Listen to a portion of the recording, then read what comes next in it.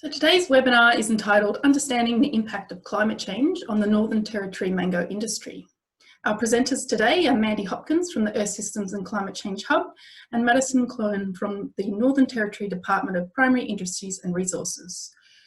Mandy is a knowledge broker and Indigenous engagement coordinator of the Earth Systems and Climate Hub. She is working to build climate change literacy and use of climate change information to inform climate change adaptation planning and strategies.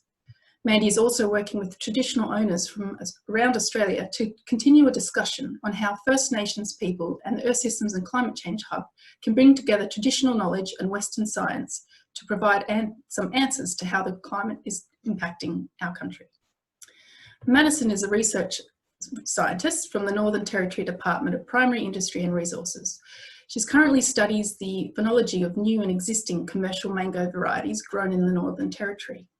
Maddison is also working to develop best practice for quality control in mango supply chains with harvest maturity technology and post-harvest treatments. So Mandy's going to be starting off our webinar today, after which she'll hand over to Maddison. So we might get straight into it, and I'll hand over to you, Mandy. Thanks. Thanks, Sonia. Good morning, everyone. Thanks for joining us to have for this webinar to talk about mango flowering in the Northern Territory. We started a case study with the NTG DPIR, so the Northern Territory Government Department of Primary Industries and Resources, through them contacting us about the need for them to understand how minimum temperature thresholds would change with the future climate change. And in a nutshell, we brought together climate and mango experts to identify and answer a commercially significant climate-related question about mango production, how and when temperature thresholds that promote and inhibit mango flowering will be crossed.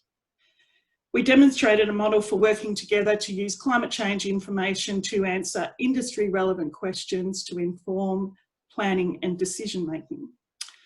All of this information has come together in a technical report, which will be available by the end of June, and we will use your contact details, if that's okay, to send you a link to this report once it's finalised. I'll now hand over to Maddie to talk through what we did and the outcomes that we found in this study. Hi everyone. Thanks Sonia and Mandy for your introductions. I'm going to jump straight into the content that will go into our final report and sort of step through the process that we've been through in regards to conducting an assessment of climate change on mango flowering up here in the Territory. So to kick it off, the mango, if you're not familiar with the mango industry in the top end, it is the largest horticultural industry in the Northern Territory, and the NT also currently produces over half the national crop of mangoes in Australia. So the industry has is highly valuable to the Northern Territory, but also nationally as well. So just to start off with some context, this is what most people experience and think of when we mention mangoes. And this is obviously the end product. And we usually see mangoes in our stores around Australia between spring, from spring and through summer. To take a big step backwards, this is what mangoes look like when they're on the tree, almost ready to be picked before they start to ripen. So in the NT, we have mangoes harvested around the top end between September and all the way through to January. And then to take a big leap backwards, this is what mango flowers look like when, mango trees look like when they're in full flower. So this stage is critical to determining when mangoes will be picked and therefore when they get to market and when they reach consumers. So this usually occurs throughout the dry season in the top end, anytime from May through to August. So if you visited the territory now, you would get to see all of the mango trees looking beautiful in bloom like they are there. Or maybe at this stage, even some small little mango fruit. And then to zoom right into the focus of our study. So this is what mango flowers look like up close. And they've been the focus of our work up here in the top end in the department for some time. And you can see that this particular photo here is taken of a branch that we've been studying because it has a label down the bottom there. So throughout our research, we'd label branches like this and follow their growth over about a 6-month period. So to just quickly summarise that process, after fruit are harvested, trees in the top end are usually pruned, and then they either enter a period of dormancy or very little growth, or if the conditions are right, they'll flush and produce lots of new leaves. So then towards the end of the wet season, the leaves, or all those new leaves, mature. They turn a nice dark green and they are crunchy to touch. And it's at this stage when new buds start to grow, and if the right conditions occur, then those new buds can turn into flowers during the dry season. Those flowers then are obviously fertilised, fruit is set, and those fruit develop throughout the end of the dry season and into the start of the wet season. So the link between mango flowering and climate. So this is what we've been studying up here in the top end for some time. So we know that mango flowering in the Northern Territory is promoted by low nighttime temperatures or minimum temperatures, and it can be inhibited by high daytime maximum temperatures. More specifically, we were really keen to put a number to those temperature thresholds. So what's the upper limit to the temperatures that allow flowering? And we've been able to identify that depending on the cultivar, the minimum temperatures need to be below 18 to 20 and maximum temperatures need to be below 32 to 35. So because of this, we find that in the Northern Territory, mango flowering occurs at any stage from April or from the onset of the cooler temperatures when the dry season arrives. So to provide a little bit of the scope of our project, we have so far, in regards to the cultivars that we've studied these 6 here. So we have temperature thresholds for these 6. 3 of which are commercial cultivars currently grown in the Northern Territory, Kensington Pride, Calypso and Honeygold. And the other 3 are new mango cultivars that have been developed as a part of the National Mango Breeding Program. We selected 11 existing commercial production regions throughout the Northern Territory, including one just across the border in WA, in Kununurra. And you can see from this map that most of the production falls into the top end region of the Northern Territory around Darwin. There's also a major production region around Katherine, some production in Mataranka, and we included Central Australia as well, where there's been some production as well. So accessing climate change information. To conduct this assessment, we needed to access information that was going to tell us how temperatures would change in relation to those temperature thresholds that we had determined.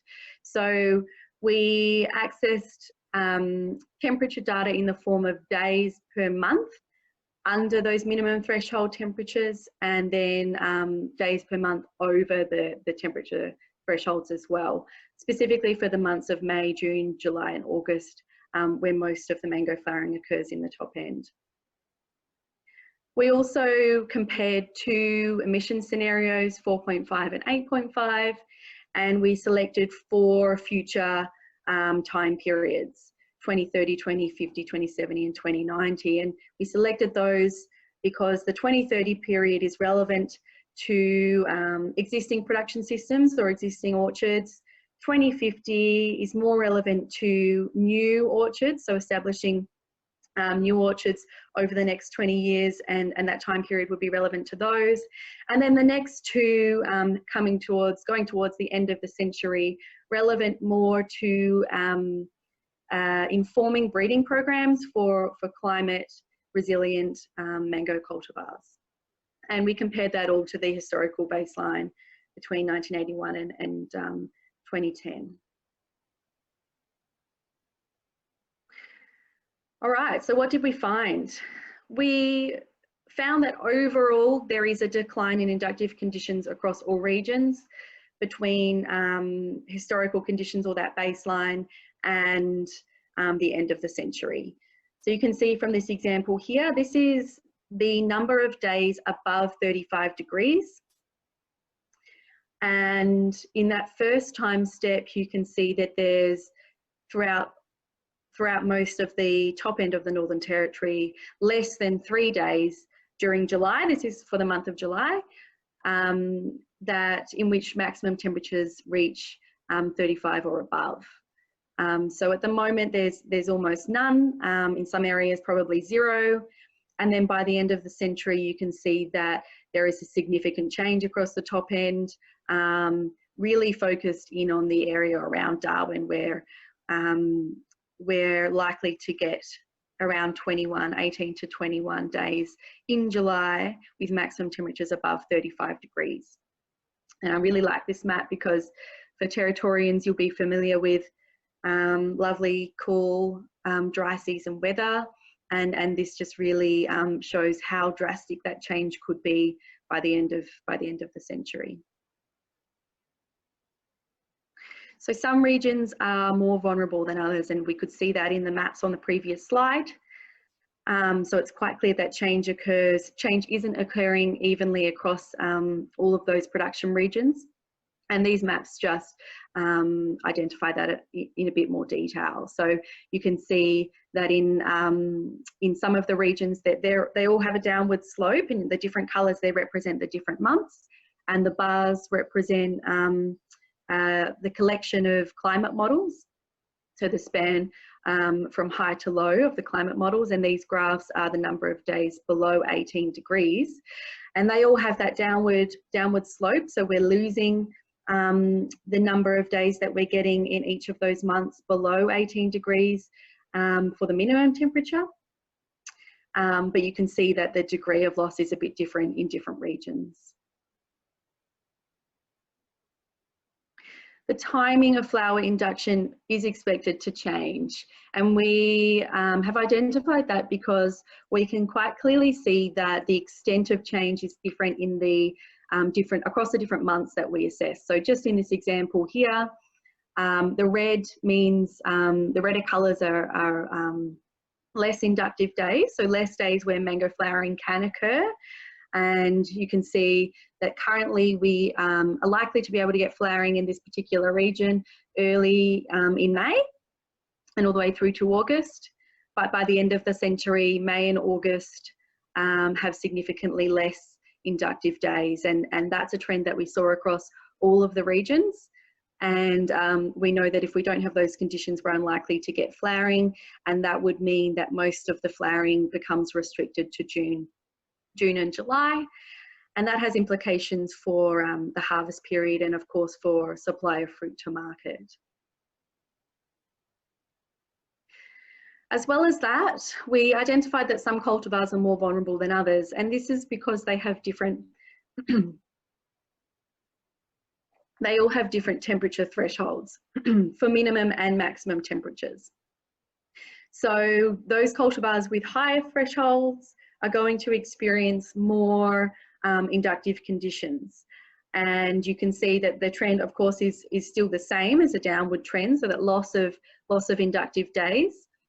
However, there are some cultivars that will be less vulnerable than others. And there's the two emission scenarios presented here, 4.5 and 8.5. And we've used that red box under the 50% mark to identify when cultivars are becoming really quite vulnerable, when they're experiencing less than 50% inductive days.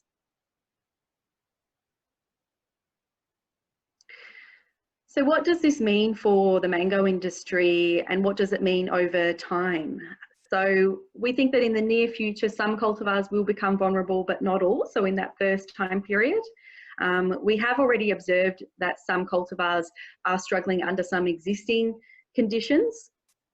So we're likely to see those perhaps worsen a little bit, but not significantly in this next time period. Beyond that, we'll see other cultivars become vulnerable, and we will see less flowering occurring in May and August. And then getting towards the end of the century, especially in the higher emission scenario, all cultivars will become vulnerable in most of the regions. Darwin will be much more vulnerable than other regions, and we might start to see, interestingly, some increase in inductive conditions in Central Australia as their really cold overnight temperatures start to rise. And then by the end of the century, it's likely that we won't experience any flowering in May and August, and all of the flower induction will be restricted to June and July. And that all regions, particularly under the high emission scenario, we're likely to see that all regions and cultivars will experience less than 30% inductive conditions, which we think will make them all quite vulnerable. What could climate smart mango farming look like? So in our final report, we discuss in depth a range of different adaptation options and options for research and policy development going forward. So in the near future, we could start to see the use of climate data in farm, industry and policy planning.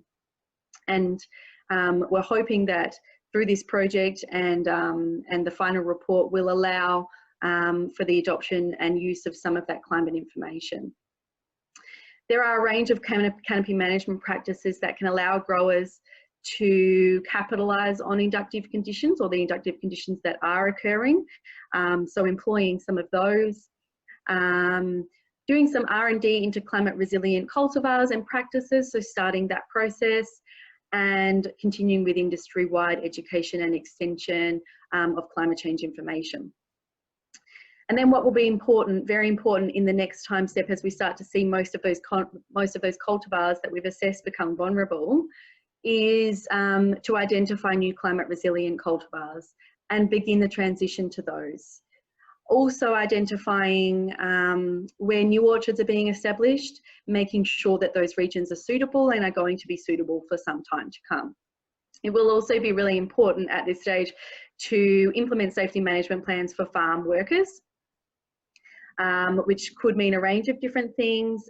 For example, picking fruit throughout the night rather than during the day. Because if you can imagine, those extra days above 35 are going to make working outside that much more challenging in the top end. And then conducting research on other areas that might be impacted by climate change. And there's a whole range of those that relate directly to fruit production, also fruit quality. So focusing some of our research in those areas. And then towards the end of the century, making sure that we are able to assist those farms that are in vulnerable regions and are going to start struggling as the climate changes drastically towards the end of the century. It's also going to be really important to continue this process, to continue assessing impacts and risks, and using obviously new climate data and new climate models into planning and development going forward. It will also be really important to make sure that our market is able to adapt to the production changes, and that could mean new cultivars. And then, of course, by the end of the century, hopefully we're producing mangoes in regions where it's sustainable to do so, and that means that management and cultivars are matching the climate, and that markets and all policy is supportive of that. And I just wanted to finish by quickly summarising some of the key outcomes, both for growers but also for researchers in this area. Researchers in this area, and also for the industry the whole industry as well. So for growers, I guess the key outcome is that as a result of this, we've managed to engage growers in climate change research, and in using this report and the process and the workshops that we've been through, they're now able to use climate information to develop adaptation management practices. For researchers, from our experience, we now have a methodology for assessing risk going forward, and we're able to include that to assess climate risk in all of our future projects. We're better equipped to advise industry, and we're better equipped to develop avenues for adaptation. And then for the industry as a whole, they're able to use this information to target investment into appropriate adaptation, to inform their strategic goals, to identify and support vulnerable regions, and then to use this information to inform future breeding programs. And that is all from me. Please, if you've got any questions for me, please chuck them in the chat, and I'll answer them at the end. And I'll hand over to Mandy now. Thanks, Maddie. We just wanted to talk through what we learned about using climate information and co-design for the last few slides, just to discuss where we got to and how you might be able to consider this in if you're undertaking a risk assessment or an adaptation plan going forward. So the process that we ran was something that we wanted to be able to be used across sectors. Anybody could use it. It involves starting the process with getting together a group of experts in the area, get your team together, climate scientists, experts in the field, stakeholders, etc. And then the scope is where we all discuss the issues, the details, get some understanding of what's happening in the sector. In this instance, it was, as you've heard, around minimum temperature thresholds. This process also brings out a few flags a few issues and maybe gaps in the knowledge and the science that's going forward. One of the things that we identified in this case study was that the climate change understanding of growers and others in the area maybe wasn't the same across each person. So we did a climate change literacy workshop that just talked through, you know, how we understand the physical changing of the climate, what climate models do, how you use them, what data you can get from them, if you can use them in other models, that type of thing. So the scope runs through that process. We then sourced the information, which is where Maddison and our climate science expert, Vanessa Herneman, came together and worked through the information that they needed. We then synthesised all that information into the maps and the report that we've produced to be analysed and understand what's going on and going forward. And then we share that information with our stakeholder groups. We put a package together that is, you know, fact sheets or whatever is required by that stakeholder group that we put together at the start of the process. And at all times we collaborate and communicate with everyone that we've engaged from the start. Then we determine, you know, the different ways that you can use the information is in information products, such as we said before, fact sheets, in the technical report, briefings, presentations, etc. You can also use it to assess the impact of climate change, your vulnerabilities to climate change, and in a risk assessment process. This is a risk assessment risk management process that some people use. It's you can see the stepping through there of the different steps that you need, and this process sits in the risk identification box that is highlighted there in the orange. You identify your risk, understand what it's going to be going forward, and then you run your analysis, evaluate the risk, and then you treat it, adaptation planning. We learned that you need a core team, knowledge broker, knowledge management specialist, climate specialists, subject matter specialists, communication specialists, that we need to communicate and engage. We need to do that through planning needs and priority at the start of the project. And it takes a lot of time to run this process. So it's been about 18 months to do what we've done here. And we're just coming to the end of that now. And we'd like to acknowledge all our project partners for their invaluable contributions to this project. It's been a fabulous process. The 5-step process has worked really well. Vanessa Herneman was our climate science specialist, Karen Pearce, our communicator, Cameron, Matt and Miller Besto were all from the Department of Primary Industries and Resources team that worked with Maddie to help get us to where we are today. Aurel Moiser and Bertrand Timble from the Bureau also contributed. Sarah Hain, Robert Gray from Australian Mango Industry Association, and Greg Owens from Northern Territory Farmers Association. They were all part of our initial planning and have been there through the whole process. So that's it from us, really. We'll hand over to Sonia now to take us through the questions. Thank you. Thanks, Mandy, and thanks, Maddie, as well. Fabulous and informative webinar, and it's lucky we've got a lot of time for questions because we have heaps of questions coming in, which is fabulous. So a reminder, if you do have a question for Maddie or Mandy, do pop it in. I might start. There's been a little bit of a conversation, I'm not sure if it's a question, but probably for you, Maddie, around that the lack of a model to simulate mango fruit production.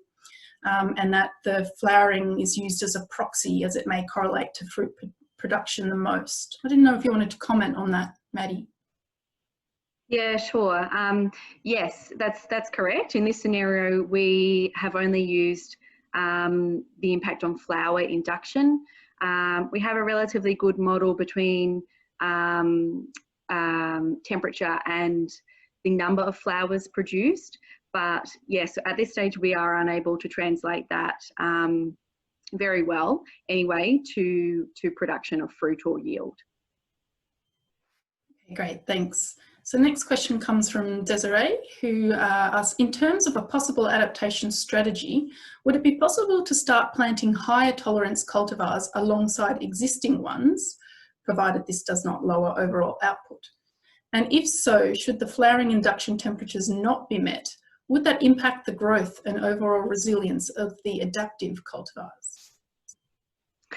That's a brilliant idea, and it's something that has been discussed quite widely already, not specifically in adapting to climate change, but for orchard transition from older orchards to new ones, and for cultivar transition for other reasons. And in regards to higher temperatures impacting the overall growth of the trees, and I have seen another question in here about this as well. So we know that mango trees are pretty tolerant to high temperatures, and they grow in some of the warmer places around the world. So in regards to the trees surviving and growing well in other times of the year, as you know, mango trees, like as I mentioned in the beginning, produce vegetative growth throughout the wet season, and we know the temperatures are much higher around that time of the year. So the risk to vegetative growth or to the tree surviving is relatively low. So yes, in the case where the temperatures are too high for that cultivar to flower, the tree will be fine. I'm sure there is an upper limit at some stage where the trees stop photosynthesizing, and obviously water will be important there as well.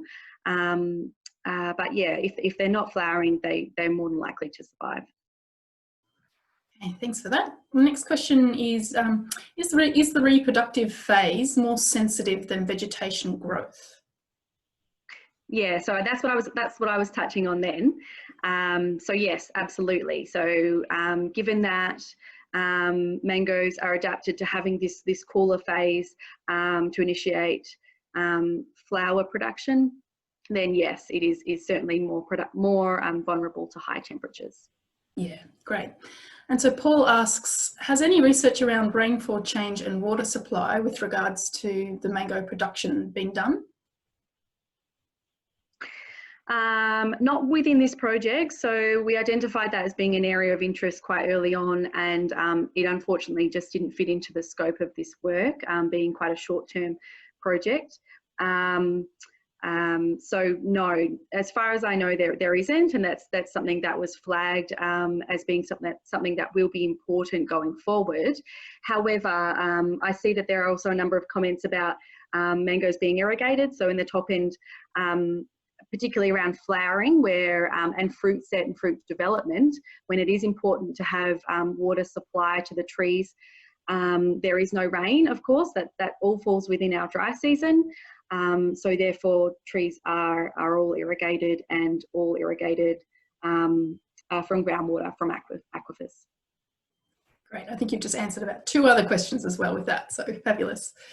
The next question from Claire asks, is it possible to move the industry further south if this better fits the temperature requirements in future climate? Yeah, absolutely. That's what I'm expecting will probably happen in sort of the longer term.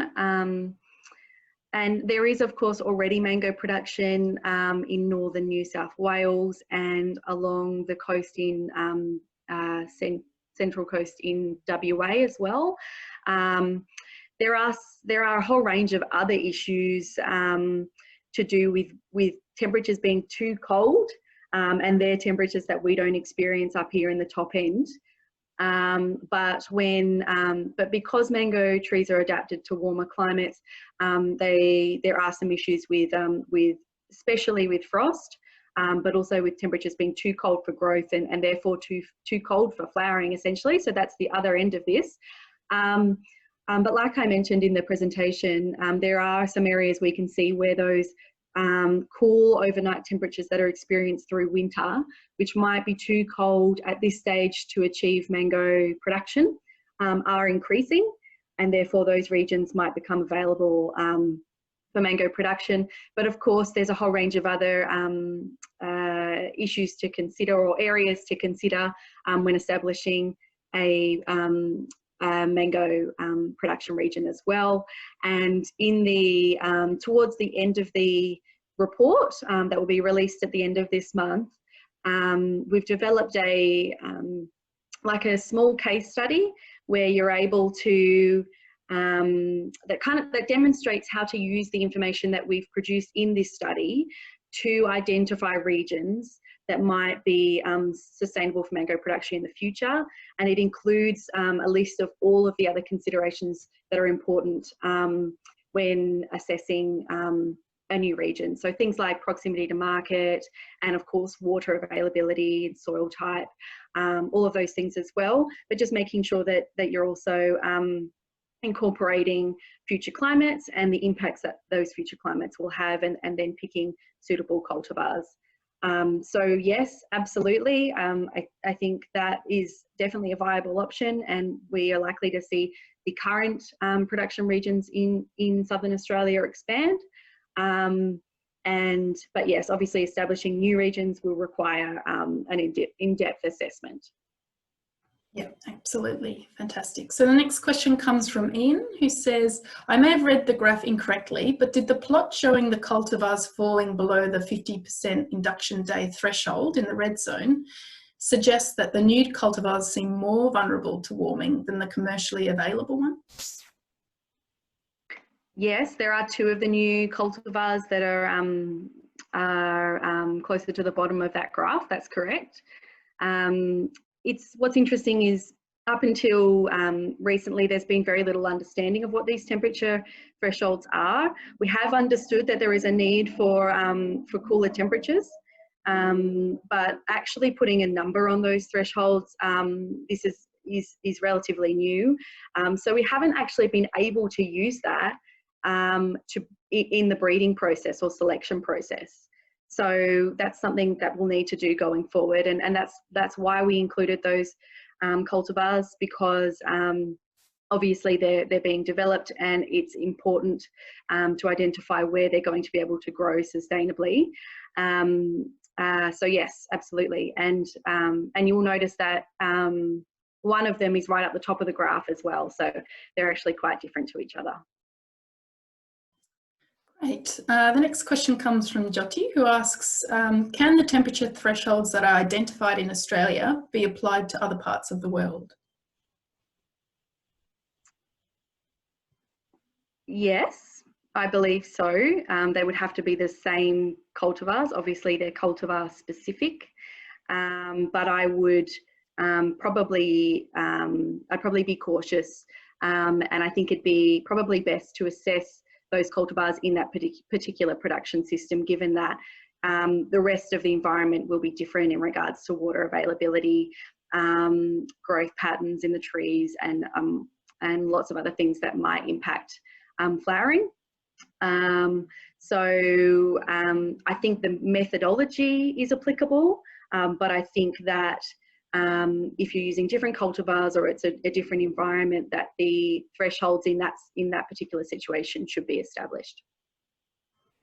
Okay, great.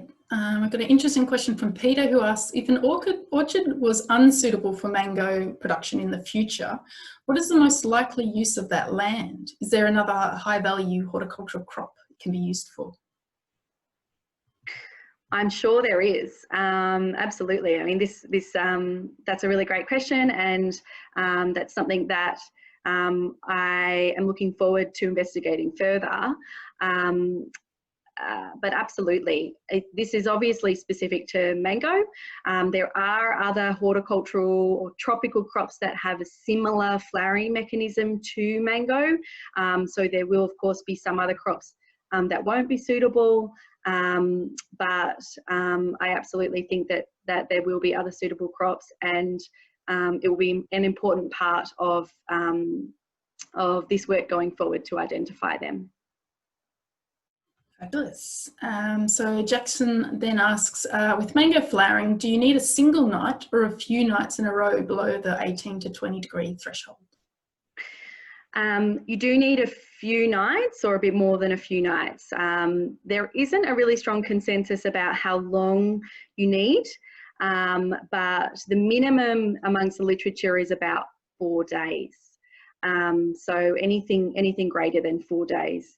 And that also depends, is likely to depend on the cultivar and their growth rate. So there's also a whole range of things that are influencing the rate of growth at the time when flowering is occurring. So that is quite a complex topic, but we know that we certainly need more than 4 days. Great. And the next question is around with ongoing climate change, will we still get early production from the Northern Territory? Well, I guess I can't say for sure, but based on what we've found, it seems less likely. Just because those the change, and it might not necessarily be the amount of change, but we already know that in the beginning of the dry season now, that we sort of switch between cool temperatures and warm temperatures as we head into the dry season. So we might get enough time, early in the season to get a successful flowering, or seasons obviously vary from season to season in regards to that.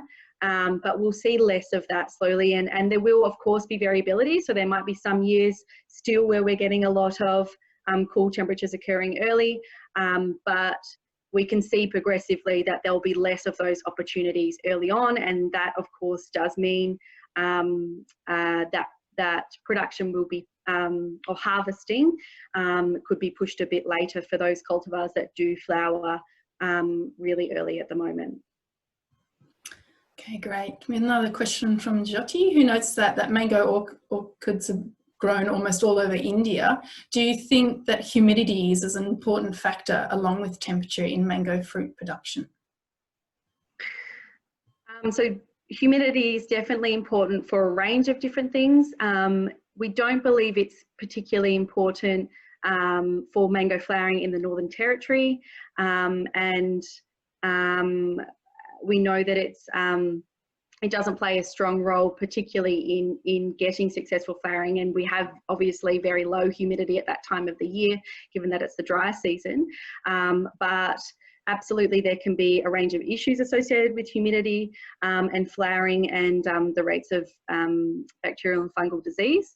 So that would be an important consideration if you were looking at other regions and the humidity that might occur around the time when flowering will occur, which is important in other production regions currently, in Queensland, where there's the potential for them to get rain or to have high humidity around the time of flowering, but isn't particularly important in the top end. Okay, great. Yep. So the next question is around how long does it take to breed a new mango? A long time.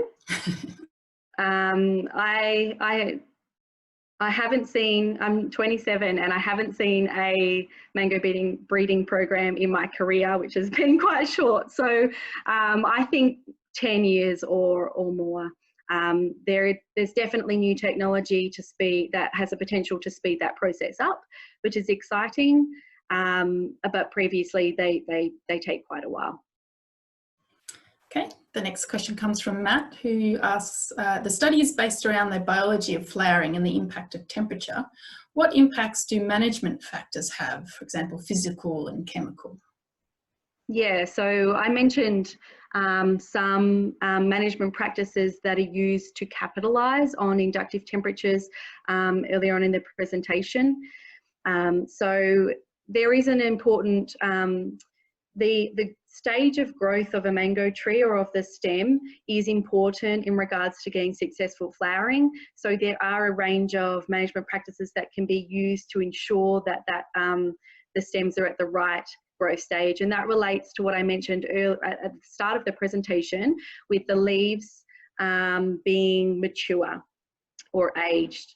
And we identify that as them being a darker green colour and being crunchy and hard, rather than fresh or young leaves, which tend to be soft and brighter in colour.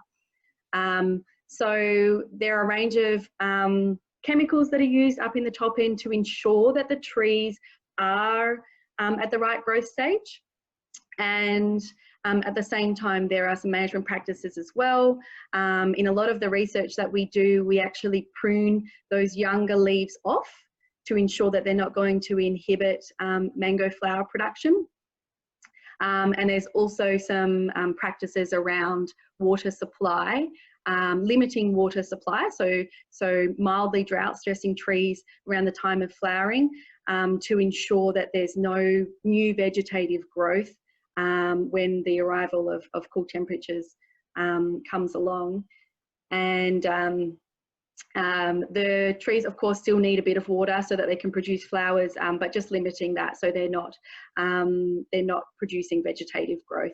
And the same goes for nutrition as well. It's also important to ensure that the trees are not overly fertilized, and there's quite a, I'm aware it's not part of my work, but there's quite a complex fertilizer regime for mangoes to make sure that there's not a high supply of nitrogen and the other nutrients that are important for leaf growth at the time of flowering, just to make sure that the trees, to essentially trick the trees into producing flowers instead of leaves. Great, thanks Maddie. I think we've got a question from Mandy. So co-production of research is a bit of a buzzword at the moment. How do you think that the co-production method you've developed under the Hub and applied in this case study has increased the benefit of the outcomes of this project? I think it gives a better understanding of what the subject matter experts are seeing on the ground. And so bringing together those two knowledge systems, the climate science knowledge and the subject matter expert knowledge, really gets it, you know, really enables you to dig into what the issues are and what you want to get out of the whole process. So I think, you know, I think that is the key, is that co-production. Everything that we've done here has been co-produced. It's a backward and forwards between the sector and ourselves, between Maddison and her team and our team. And I think I'd get Maddison's opinion on that, but I think that has enabled this process to take climate change information to another sphere. It hasn't been before, and to be able to provide really, you know, the evidence base of a changing climate in a risk assessment process. Yeah, put perfectly, Mandy. It has been incredibly valuable to us, given that we're not climate scientists, and having that support and the support of your whole team, yeah, has transformed this opportunity for us. So very valuable. Great, thanks for that. So I think we've got one more question left, unless a few more come in. So this is about how about impacts of climate change on pollinators? Does this impact on production of mangoes? Yeah, absolutely, and that's why I made sure I mentioned that there are a whole range of other areas that we think might be impacted by temperature specifically, and potentially, of course, other climate variables. There is a lot of research that suggests that pollinators will be impacted, and obviously that will be important to assess going forward. And I think just from what I've seen, certainly temperature and rainfall patterns are important for pollinators and their life cycle. So yeah, well, that's not something we've covered yet, but absolutely will be important. Great, thanks. All right, well, I think that we've come to the end of our questions. So a big thank you to Mandy and Maddison for a fantastic webinar. It threw up a lot of really great questions. So thank you for all of the attendees for your time and for those great questions that you provided. A few little reminders before we go. A recording of today's webinar will be provided on the Hub's website by the end of the week, and a link will be provided to everyone who's registered. As Mandy and Maddie mentioned, the final report for the mango case study, the case study will be finishing up at the end of the month, and we'll send around the link to the final report to everyone who attended. And finally, if you have any questions or queries about today's webinar or the work of the Hub, please don't hesitate to contact us. Maddie, if you just go to the next slide, we've got some contact details for the Hub. Also, if your question got missed or you've got any other questions, please contact the Hub here, and I'll arrange for the question to be answered as soon as possible by Maddie and Mandy. So, and finally, you know, we do our Hub webinars every month, so keep an eye out for emails and information that will be sent around to everyone for the next Hub Science webinar. Okay, so thanks again for attending, and we look forward to seeing you at the next Earth Systems and Climate Change Hub Science webinar. Thank you.